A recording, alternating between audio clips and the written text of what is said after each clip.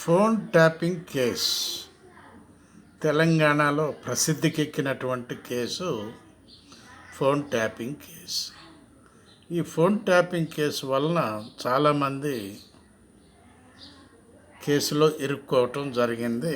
Police department తరపున వారికి పైనుంచి ఆర్డర్స్ వచ్చాయని కొంతమంది అంటారు, వారి ఇష్ట ప్రకారమే చేశారని కొంతమంది అంటారు. ఈ విధంగా ఎవరు ఇష్టం వచ్చినా, ఎవరు పైనుంచి ఆర్డర్లు ఇచ్చినా ఇరుక్కున్నది మాత్రం పోలీసు డిపార్ట్మెంట్లో ఉన్న వ్యక్తులే. ప్రస్తుతానికి కేసు విచారణ సాగుతుంది. ఇంకా 4 వారాల టైం అడుగుతుంది. సుప్రీంకోర్టు ప్రకటించడం జరిగింది. కాబట్టి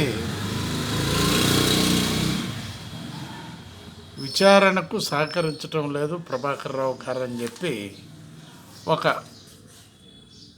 కామెంట్ పెట్టడం జరిగింది. మరి ప్రభాకర్ రావు గారు విచారణకు సహకరించాలి కదా.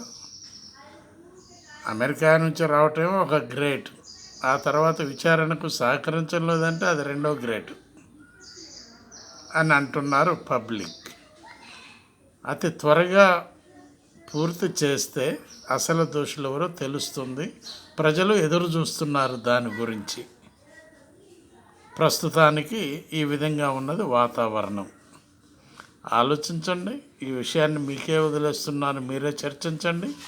బాలసాని వీరప్రసాద్, హైదరాబాద్.